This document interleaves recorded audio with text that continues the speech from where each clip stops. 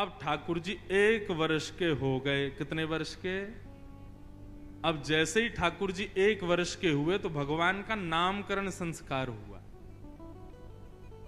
श्री गर्गाचार्य जी महाराज नामकरण करने के लिए आए।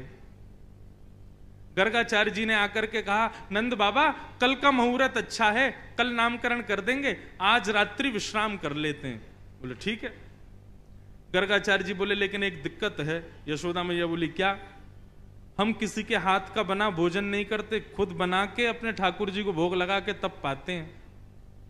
यशोदा मैया बोली अरे तो इसमें दिक्कत की क्या बात है, मैं आपको चूल्हा दे देती हूं, आपको बर्तन दे देती हूं, सारी सामग्री दे देती हूं, आप बनाइए। गर्गाचार्य जी बोले जो जो कृपा, दे दीजिए। यशोदा मैया ने सब सामग्री दी, गर्गाचार्य जी ने भोजन तैयार किया। अब बढ़िया एक पात्र में खीर बनाई।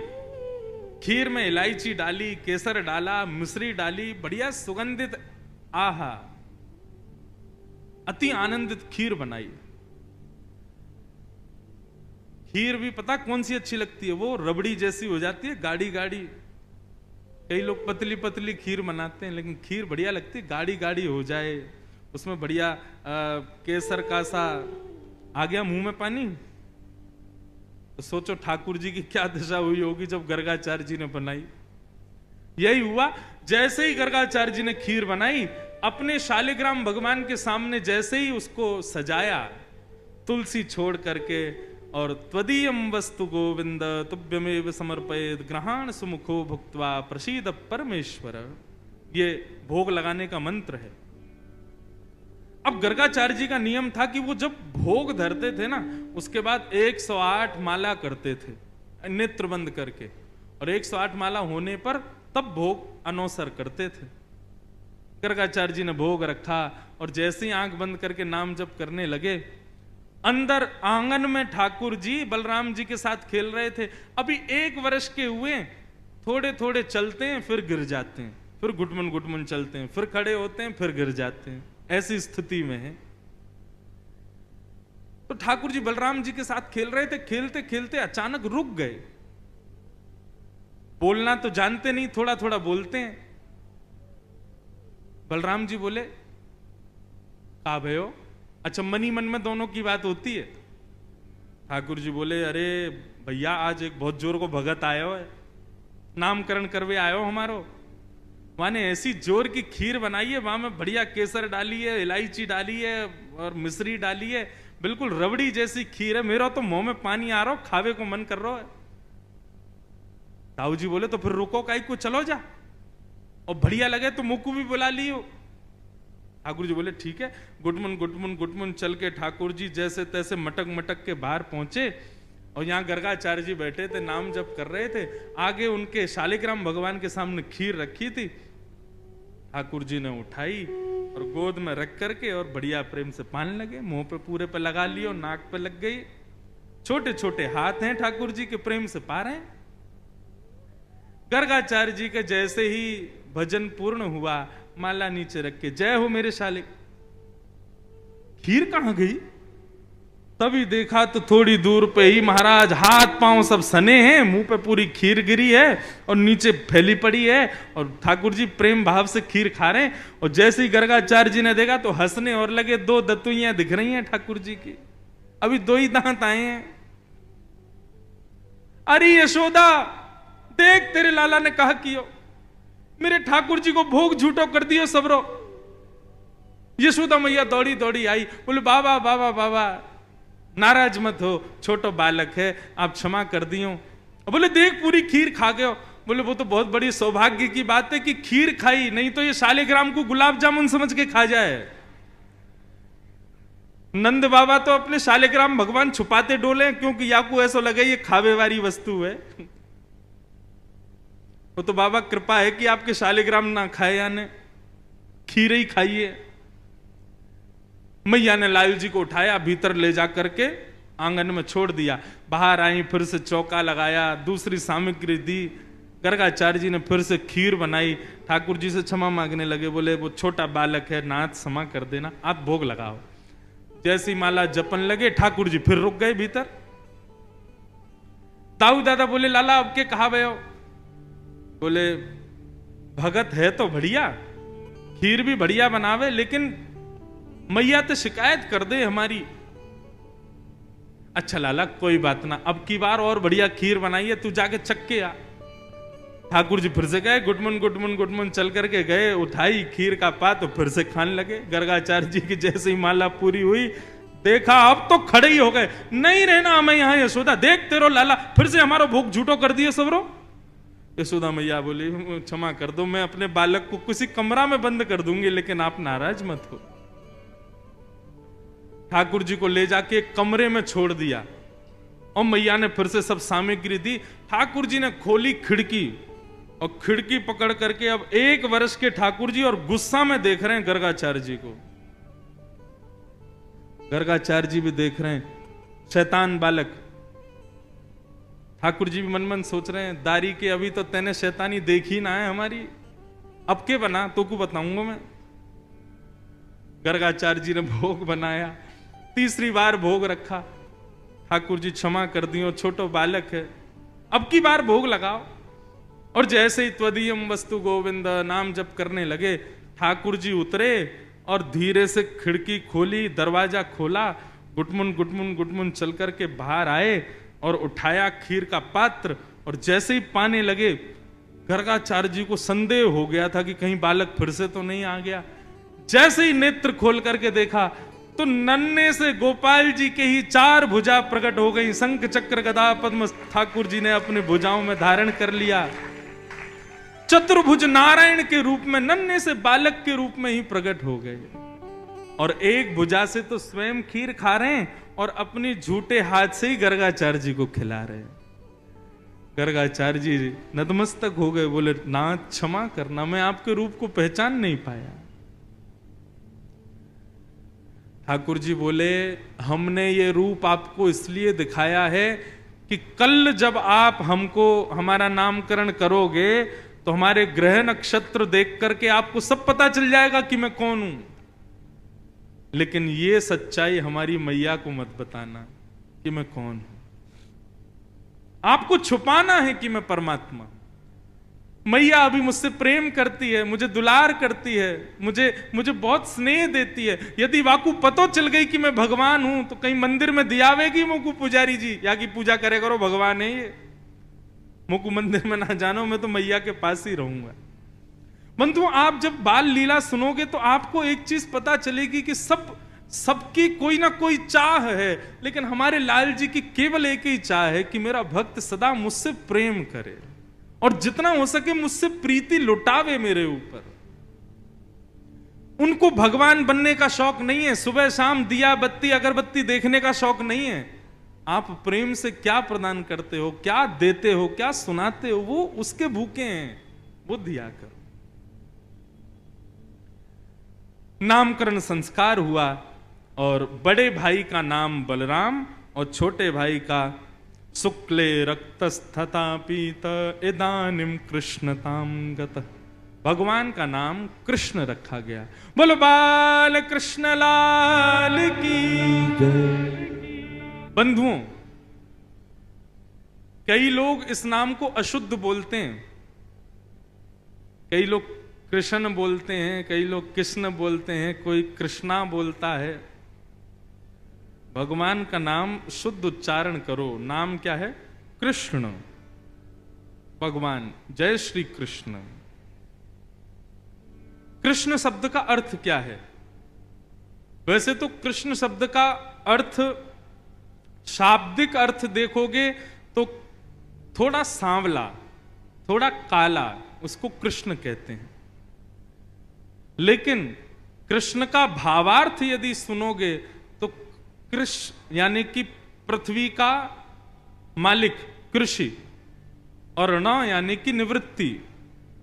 जिनका नाम गाने से पृथ्वी पर रहने वाले हम सब जीवात्माओं को निवृत्ति मिल जाती है, प्रवृत्ति छूट करके हम निवृत्त हो जाते हैं, उनका नाम है कृष्ण, भगवान कृष्ण। ठाकुर जी का नाम कृष्ण पड़ा, लेकिन गर्गाचार्य जी बोले मैया एक बात बता दूं, घबराना मत। बोले क्या? आपके लाला के एक नाम नहीं होंगे, अनेक नाम होंगे। ये बहुत सारी लीला करेगा, उन लीलाओं के अनुसार इसके नाम बदलते रहेंगे। कोई माधव, मधुसूदन, केशव, गोपाल, गोविंद, ऐसे लाला के बहुत सारे नाम होंगे। तो इसलिए आप चिंता मत करना कभी। मैया बोली कोई बात नहीं। अब तो ठाकुर जी थोड़े थोड़े बड़े हुए। आज जैसे ही यशोदा मैया आई लाला के पास, तो ठाकुर जी बोले मैया। अब तो जैसे ही मैया ने सुनी मैया, फिर से बोलियो, बोले मैया। अब तो मैया लेकर के दौड़ी बाबा के पास, बोले देखो आज लाला कहा बोलो। बोले कहा बोलो? बोलो बोलो मैया। नंद बाबा ने जैसे ही गोद में लियो, सो बाबा की दाढ़ी पकड़ के बोले बाबा। अब तो नंद बाबा नाचन लगे, बोले जय हो जय हो, अरे आनंद मनाओ, ढोल बजाओ, नगाड़े बजाओ, मंगल गाओ, हमारा लाला बोलन लगो। सोचो, पूरे विश्व को बुलाने वाला खुद बोलना सीख रहा है, पूरे विश्व को चलाने वाला उंगली पकड़ के चलना सीख रहा है। यशोदा मैया ने आज अपनी तिजोरी में से सोने की छोटी छोटी पायल निकाली और ठाकुर जी के चरणों में पहना दी, और पहना करके ठाकुर जी को छोड़ दिया फर्श पे। मैया बजाने लगी ताल, और वह ताल को सुनकर के ठाकुर जी अपने पैर उठा उठा करके नृत्य कर रहे हैं और सब लोगों के मन को मोह रहे हैं। बलराम जी आए, बोले कहा भयो? बोले आज लाला ने मैया और बाबा कही। बलराम जी ने ठाकुर जी को देखो, सो बलराम जी को देख करके बोले भैया। ओ, अब तो बलराम जी भी नाचने लगे, पूरा ब्रजमंडल नाच रहा है। सूरदास जी वर्णन कर रहे हैं,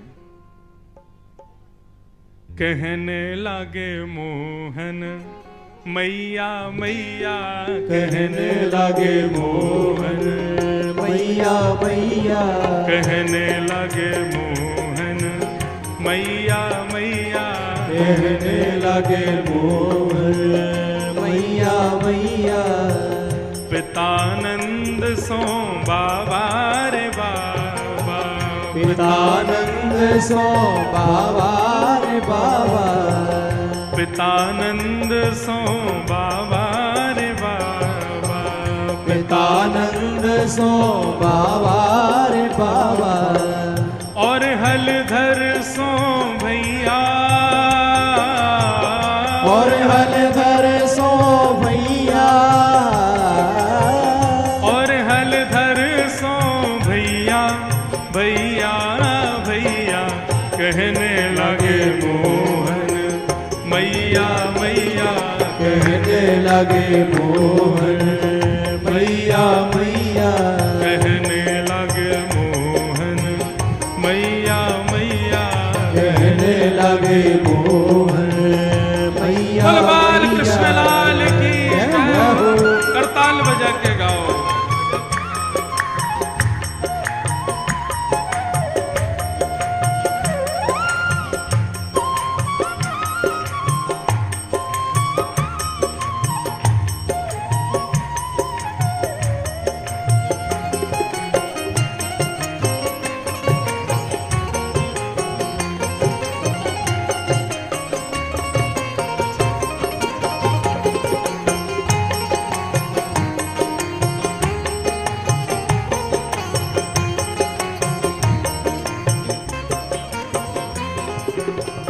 दूर खिलन जन जाओ लाल रे, दूर खिलन जन जाओ लाल रे, दूर खिलन मत जाओ लाल रे, दूर खिलन मत जाओ लाल रे। मारेगी काहू की गैया, मारेगी काहू की गैया,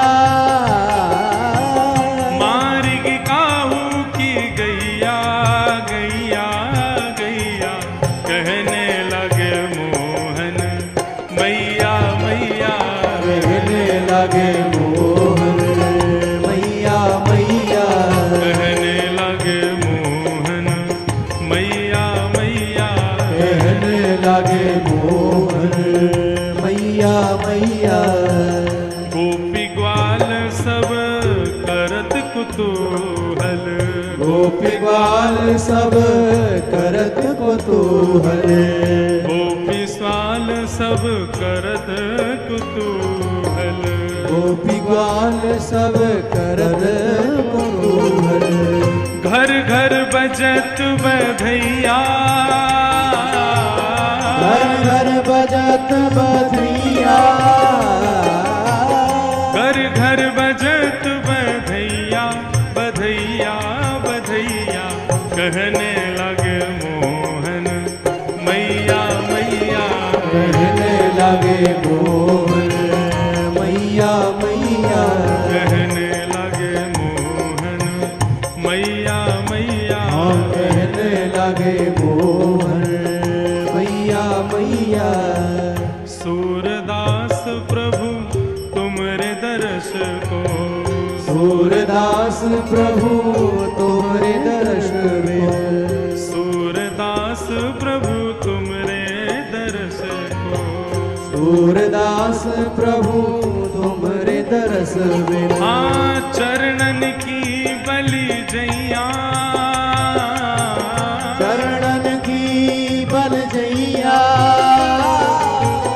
चरणन की बल जैया, जैया जैया कहने लगे मोहन मैया मैया, कहने लगे मोहन मैया मैया, कहने लगे मोहन मैया मैया, कहने लगे मोहन मैया मैया, कहने लगे मोहन मैया मैया, कहने लगे मोहन मैया मैया। सूरदास जी वर्णन करते हैं मणिखंबणि प्रतिबिंब बिलोकत, इतना सुंदर भाव है। नंद भवन में जो खंबे लगे हैं ना, उन खंबों में मणियां लगी हैं, और वो मणियां ऐसी हैं कि उन मणियों में प्रतिबिंब दिखाई देता है, मतलब जिस शीशे की तरह आप अपने आप को देख सकते हो। तो क्या होता है, बोले मणि में जब ठाकुर जी अपने आप को देखते हैं तो अपने आप को देख करके ठाकुर जी नाचने लग जाते हैं, कमर पे हाथ रखते हैं, सिर पे हाथ धरते हैं, फिर मटक मटक के नाचते हैं खुद को देख देख करके। सूरदास जी कहते हैं इस रूप को देख करके गोपी ग्वाल बल जैया, सब गोपी ग्वाल आ करके लाला की बलैया लेती हैं। ऐसी मधुर लीला है।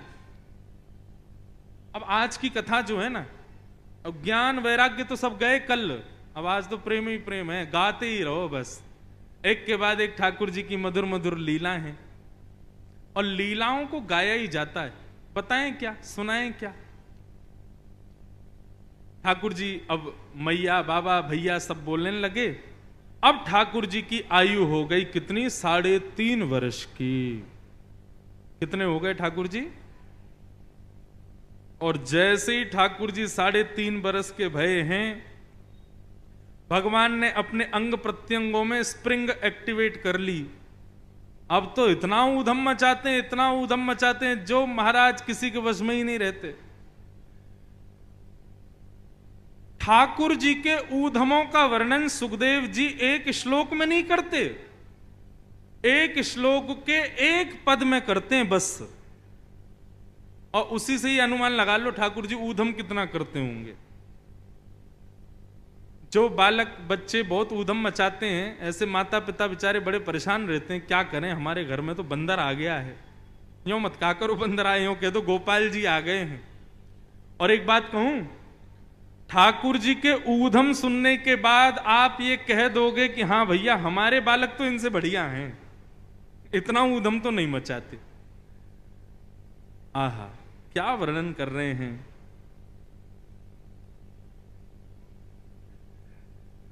श्रृंग्यग्निड्यं शशि जलद्विज कंटकेभ्यः क्रीडा परावति चलौ स्वसुतौ निषेद्धुं गृहाणि कर्तुमपि यत्न तज्जनयो सेकातया पतुरलम मनसो नवस्था। भगवान के ऊधमों का वर्णन किया गया।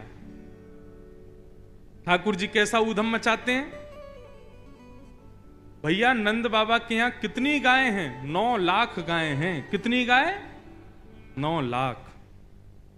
हमारे वसंत शाह दरबार की गैया हैं। इन गायों को देख करके कितना आनंद आता है। सब गिरी गाय, इतनी बढ़िया सुंदर गाय। ऐसे ही बड़े बड़े विशाल मुख वाली और बड़े बड़े सींग वाली 9 लाख गायें थी नंद बाबा के पास। तो क्या होता था, रोज कितना दूध निकलता था, ये विचार करो। अब दूध पिव जाता, सब बट जाता, उसके बाद भी हजारों लीटर दूध बचता था। तो क्या होता था, उसकी दही जमा के और दही की छाछ बना के और उसका मक्खन का घी बना करके सब में बांटते थे नंद बाबा। प्राचीन काल में सबसे पहला व्यापार यही था। गीता में वर्णन आता है कि व्यापारियों के लिए, वैश्यों के लिए क्या उनका धर्म क्या है? बोले गौ सेवा करना और व्यापार करना, घी निकाल करके उसका विक्रय करना। सबसे पहला व्यापार पृथ्वी का यही था। गायों की सेवा करो और घी बना करके घर घर पहुंचाओ। नंद बाबा का भी यही व्यापार था। लेकिन उसके बावजूद भी 9 लाख गायों का घी कोई कम होगा? ऐसा कहते हैं कि नंद भवन में कुएं थे घी के, कोई कमी नहीं थी। नंद बाबा क्या करते थे, कभी कभी कुछ घी निकाल करके और 9 लाख गायों के सींग में उसकी मालिश करते थे। तो दूर से ही नंद बाबा की गायों के सींग ऐसे चमकते थे मानो जैसे चांदी या स्वर्ण चमक रहा हो। एक दिन एक गैया बैठी थी, सोई लाल जी पहुंच गए गौशाला में, और गौशाला में पहुंच करके ठाकुर जी ने एक सींग पकड़ लिया उसका, दूसरा सींग बलराम जी ने पकड़ लिया, और दोनों लगे गैया के सींगों को ऊपर नीचे करने। तो गैया थोड़ी देर तक तो कुछ नहीं बोली। थोड़ी देर बाद जब ज्यादा जोर से करने लगे तो गैया परेशान हो गई, और जैसे ही गैया परेशान हुई सो गैया खड़ी हो गई। और गैया खड़ी भई और दोनों भैया वहां पे लटक गए। मैया बचाइयो, बाबा बचाइयो, देख गैया हमें मार रही है। ठाकुर जी, गैया बोली अभी तो मारो ना है, अभी बताऊं तुम्हें, बहुत उधम मचाओ, सुबह सुबह आके रोज मेरे सींगन को ऐसे घुमाओ। अच्छा, आजकल गाय बांध के रखते हैं, लेकिन नंद बाबा के यहां गाय बांध के नहीं रहती, खुली रहती थी गौशाला में। गैया के दोनों सींगन पे भैया लटक गए। गैया दौड़ी सीधी जहां गोबरों का ढेर था और वहां जाकर के जोर से झटका मारा। सींगों में लगे थे घी, दोनों भैयाओं के हाथ फिसल गए और दोनों जाके गिरे गोबर में। यशोदा मैया आई तो गले गले तक गोबर में बैठे थे ठाकुर जी। मैया बोली कितनों नवाए ले हो, कितनों सजाए ले हो, कितनों भी सुंदर बनाए लो, आके या गोबर में ही खेले। लाला मुझको तो ऐसा लगे तू पूर्व जन्म में सूकर दिखे। बलराम जी बोले हाँ मैया सही कह रही है, ये पूर्व जन्म में सूकर ही हो, बरा बन के आयो। ये श्रृंगी अग्नि मैया चूल्हे पे भोजन बनाती है, सोई बलराम जी से लड़ाई कर लेते हैं ठाकुर जी। और बलराम जी को मारने के लिए कोई और साधन नहीं मिलता तो चूल्हे की जलती हुई लकड़ी लेके भागते हैं पीछे, और फिर एक दूसरे जल जाते हैं। मैया बेचारे दोनों को संभालती रहती है। श्रृंगी अग्नि, अब आया तीसरा ड्यमष्टि। ठाकुर जी क्या करते हैं, कृष्ण बलराम दोनों में शर्त लगती है। बोले क्या शर्त? सुनो, आज माखन पहले कौन खाएगा? बोले ऐसे नहीं भाई, तुम बड़े भैया हो, तुम पहले खाओगे, ये वाला काम नहीं चलता है। कोई खेल खेलो, उसमें जो जीतेगा वो पहले माखन खाएगा। बलराम जी बोले लाला तू ही बता का खेल खेलें? बोले काम करें, अभी मैं 1 2 3 गिनूंगा, 3 गिनते ही दोनों भागेंगे और बाहर गली में जो जानवर मिल जाएगा वाह पकड़ के वाके मुंह खोल के वाके दांत गिनेंगे, जाके बट में ज्यादा दांत आ गए वो जीत गो। ये कोई खेल है? ड्यमष्टि 1 2 3 बोलते ही दोनों भागते हैं चौकड़ी मार करके। अब गली में कुकर आ जाए, सूकर आ जाए, बंदर आ जाए, जो आ जाए उसकी शामत नहीं। ठाकुर जी जामे पकड़ करके और मुंह खोलें, 1 2 3 4 5 6 7 कितने दांत हैं आके। और अगर बलराम जी के ज्यादा दांत निकल आते हैं तो ठाकुर जी तिरछी नजर से उसी जानवर को देखते हैं, कल के आके दिखाइयो हमारे मोहल्ला में तू तेने हरा दियो में। ड्यमष्टि, श्रृंगी, अग्नि, ड्यमष्टि, जल। हमारे बालक हैं इतने उद्यमी। अभी तो 3 ही बाबू हैं, अभी तो 3-4 और बच्चे हैं। जल में कूद जाते हैं और कूदने के बाद ऐसा नाटक कर रहे हैं जैसे डूब रहे हो। मैया बचाइयो, देख तेरो लाला डूब रहा। अरे मैया जल्दी आ, तेरो लाला डूब जाएगा। मैया अरे मेरो लाला, मेरो लाला। जैसे पकड़ के लाला को खींचती हैं, सोई ठाकुर जी मैया को भी खींच लेते हैं। बोले आ गए आनंद, मैया भी डूब गई। ऐसो उधम मचा में। श्रृंगी, अग्नि, ड्यमष्टि, जल, और फिर आया द्विज, ब्राह्मण। ठाकुर जी ब्राह्मणों के साथ आनंद करते हैं। कैसे आनंद करते हैं? नंद बाबा रोज अग्निहोत्र करते हैं, हवन। एक दिन ठाकुर जी ने नंद बाबा से पूछा, बाबा ये तुम रोज रोज स्वाहा स्वाहा काय को करो? अब छोटे बालक को बड़े लोग क्या करते हैं, ऐसे ही कोई सहज बात बता करके टाल देते हैं। होता है ना हमारे घरों में भी। बच्चे पूछते हैं मम्मी काय की पूजा हो रही है, तो फिर हम ऐसे ही बोल देते हैं, ऐसे कुछ भी बना के बात समझाते हैं। अब छोटा बालक है, उसको क्या समझाएं?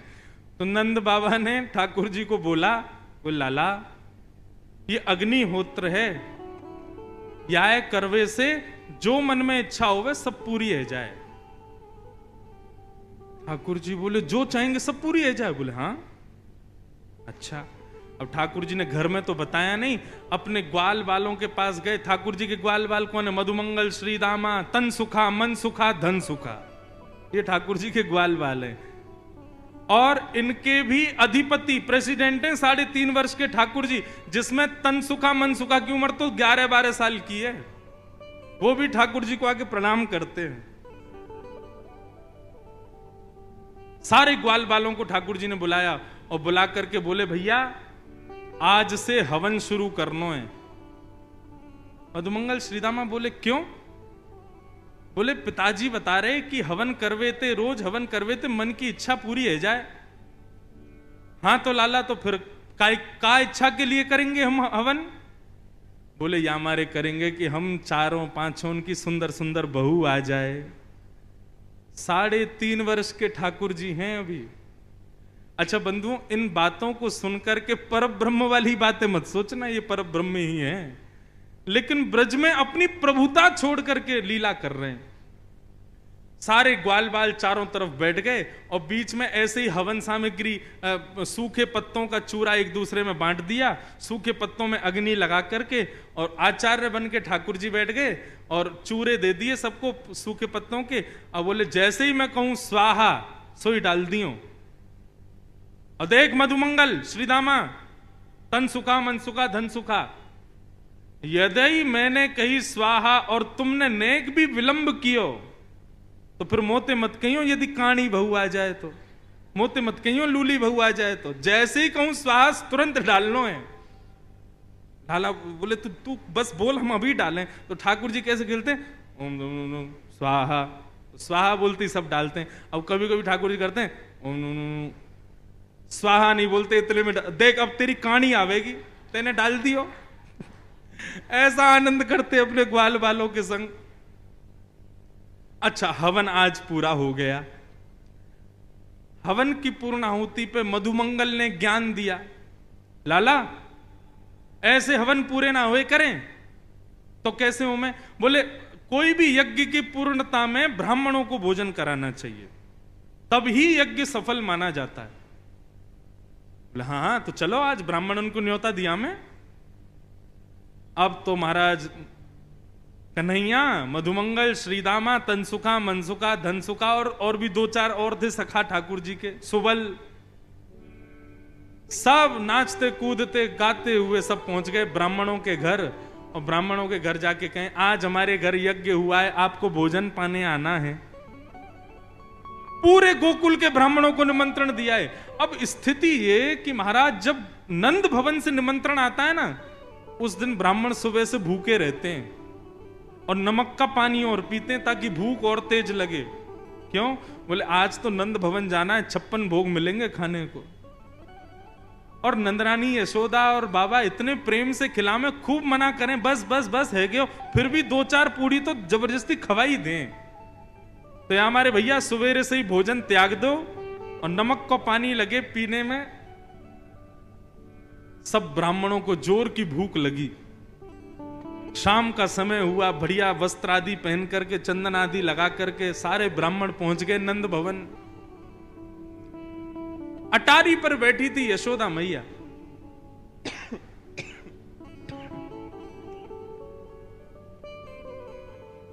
यशोदा मैया ने जैसी देखा इतने सारे ब्राह्मण, नीचे उतर करके आई।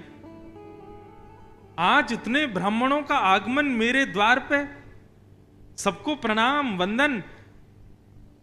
ब्राह्मण बोले मैया प्रणाम प्रणाम बाद में करियो, तू तो पहले कछु खवा, बहुत जोर की भूख लगी है। बोले मैं वही पूछने वाली थी कि आज इतने सारे ब्राह्मणों का मेरे घर पे कैसे आगमन हुआ। अब एक तो किसी को आपने निमंत्रण दे दिया भोजन का, अगला आदमी बेचारा भोजन छोड़ के आया, सुबह से नमक का पानी पी के आपके घर आया और आप उससे पूछ रहे हो बताओ कैसे आना हुआ आपका। ब्राह्मण बोले मैया ये मत पूछो, ऐसा मत कहना कि आपको नहीं पता हम क्यों आए हैं। मैया बोली मुझे सांची में नहीं पता, बताओ तो आप लोग क्यों आए हो। बोले अरे ये तो नंद को लाला खेल गए हो हमारे संग। अरे मैया कहा बताएं, सवेरे सवेरे तुम्हारो नंद को तुम्हारो लाला और सबरे ग्वाल बालन के संग आयो और आकर के निमंत्रण देके गयो कि आज सबन को हमारे यहाँ भोजन पावे आनो है। हम तो मैया अपने घर के चूल्हा ने बुझा के ब्राह्मणी से मना करके कि आज भोजन मत बनाइयो। नमक को पानी पी पी के अपनी भूख इतनी जोर की कर ली है कि थोड़ी बहुत देर में यदि भोजन नहीं मिला तो एक दूसरे खा जाएंगे हम। मैया तुम्हारे लाला ने निमंत्रण दियो। मैया बोली देखो भोजन की व्यवस्था करने में मुझको समय लगेगा, क्योंकि मुझे पता नहीं था आप आने वाले हैं। तो वो तो मैं सब कर दूंगी, लेकिन उससे पहले आपके यजमान को तो ढूंढो कहां है, जिसने आपको निमंत्रण दिया पहले उसको तो पकड़ के लाओ। सब ब्राह्मणों के संग मैया निकल पड़ी खोजने। तभी नंद भवन के पीछे ठाकुर जी अपने सब ग्वाल बालन के संग खेल रहे थे। मैया पहुंची, लाला ओ कन्हैया यहां पे आ। जैसे ही ठाकुर जी ने पीछे देखी, ओ मधुमंगल ये तो सांची में आ गए सब रे, हम तो ऐसे ही आनंद में निमंत्रण दे के आए, तो सांची में आ गए। बोले हम बे लाला ये तो सांची में आ गए और मैया और पकड़ के लाए, मैया मारेगी आज। ठाकुर जी बोले अकेलो ना पिटूंगा, तुम भी चलो मेरे संग, एक एक थप्पड़ तुम भी खाइयो। सब रे ग्वाल बाल पहुंचे मैया के पास। हाँ मैया। मधुमंगल श्रीदामा बोले लाला पहले बचवे को प्रयास करियो, झूठ बोल बाल के कछु निकारवे को कोशिश करियो, पिटनो ना पड़े, और जब पीटवे की शामत आएगी तो हम सब रे गाल आगे कर ही देंगे अपनो, का करें गलती तो है ही गई। ठाकुर जी बोले हाँ मैया कहा भयो। मैया बोली ये सब कौन है। ये हमारे गोकुल के सब ब्राह्मण हैं, ये क्यों आए हमारे यहां। मैया मोए ना पता क्यों आए हैं। बोले झूठ बोले, ये सब रे यूं कह रहे हैं कि तू सबन के घर गयो और सबके घर जा जा करके तेने न्योता दियो कि आइयो आज हमारे घर पर यज्ञ भयो, सब लोग भोजन पावे आइयो। मैया मैं गयो इनके घर। मैया मैं तेरी सौगंध खा के कह रहा हूं, मुझको तो यूं ना पता इनको घर कौन सी गली में, मैं ना जानू। ब्राह्मण बोले देखो कितना झूठ बोल रहे हैं, कितना भयंकर झूठ बोल रहे हैं। मैया ने पकड़े कान, लाला सांची बता तेने इनको निमंत्रण क्यों दियो। बोले मैया देख तो कुछ सांची बताऊं। बोले हाँ बता। मारेगी तो नहीं। बोले ना मारूंगी। बोले हमने पूजा पूजा खेल खेलो, पूजा पूजा खेल रहे हम लोग सब रे, मैं आचार्य बनो, ये मधुमंगल ब्रह्मा बनो और ये सब रे ब्राह्मण बने, हम सब लोग आचार्य बन के ऐसे आनंद से खेल खेल कर रहे पूजा पूजा को। तभी ये मधुमंगल बोलो भैया अनुष्ठान के बाद में भोजन ब्राह्मण भोजन होना चाहिए, तो हम तो ऐसे ही खेल खेल में निमंत्रण दिया है इनको, अब ये आ गए हैं तो अब आपको कोई व्यवस्था करने की जरूरत ना है। जब हमारो हवन ही खेल खेल को तो भोजन भी खेल खेल को। ये भी सूखे सूखे पत्ता हाथ में लेके कहते हैं हाँ भाई मोहनथाल बहुत बढ़िया बनी है, पूड़ी बहुत अच्छी बनी है, देख क्या बात है, देख सब्जी बहुत जोर की बनी है। खेल खेल की पूजा, खेल खेल को निमंत्रण। फिर मैया ने मधुमंगल श्रीदामा सबरे एक एक तो धर दिए सबन में। फिर वाके बाद ब्राह्मणन को चक्क भोजन करायो। ठाकुर जी परोस रहे हैं सबको, लेकिन ठाकुर जी के ऊधम से बुरा किसी को नहीं लगता, सबको आनंद आता है।